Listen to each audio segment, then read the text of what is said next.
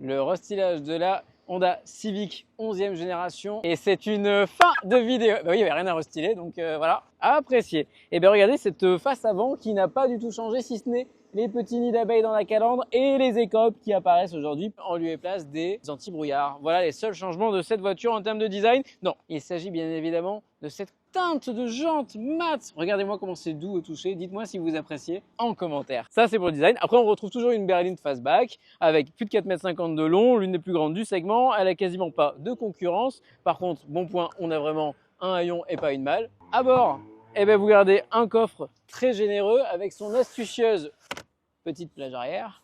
Beaucoup de place aux jambes, pas mal de place au toit, de la garde-coude. Et bien franchement, on est vraiment bien installé dans cette Civic à l'arrière. À l'avant, vous allez le voir, on garde tous les côtés positifs de cette voiture et on rajoute pour une fois une recharge à induction, des lumières d'ambiance, bref, des choses assez sympathiques. On peut même avoir un toit ouvrant selon les finitions. Vous voyez, deux écrans, on n'en fait pas trop. On a ce petit écran numérique où tout est présent. On a ici nos commandes pour la climatisation, c'est parfait.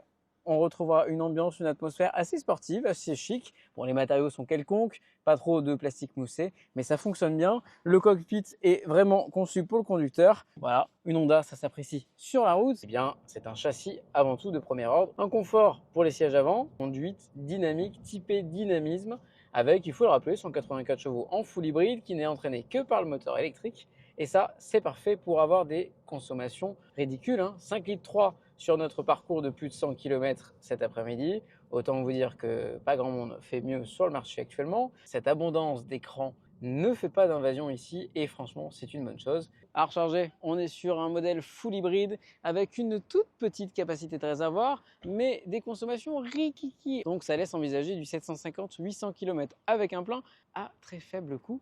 Et rien que pour ça, elle vaut son prix. À acheter, eh bien là, c'est une bonne nouvelle. Si vous étiez possesseur de l'ancienne, vous pouvez la remplacer par la nouvelle pour moins cher. Si vous ne la connaissiez pas, intéressez-vous à cette voiture. Elle démarre entre 36 et 42 000 euros selon les finitions. Cette voiture sera également bien placée en loyer. C'est plutôt une bonne affaire. Moins de 350 euros par mois, franchement, sur le marché, pour autant d'habitabilité, un plaisir de conduite, une consommation maîtrisée, c'est un super choix. Alors la note finale de cette voiture, je serais tenté de vous donner une note exceptionnelle de 16,5 sur 5.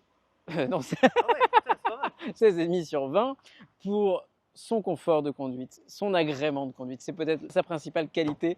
On parle souvent de BM pour le confort de conduite et toucher de route, mais cette voiture le surpasse. Il faut juste l'essayer pour s'en rendre compte. Et rien que pour ça, on l'apprécie cette Honda Civic. D'ailleurs, on ne s'y trompe pas, les Américains l'ont adoptée. Elle fait toujours partie du top 5 des ventes de l'autre côté, chez l'oncle Sam. Elle est d'accord, elle se réveille d'ailleurs à ce moment-là.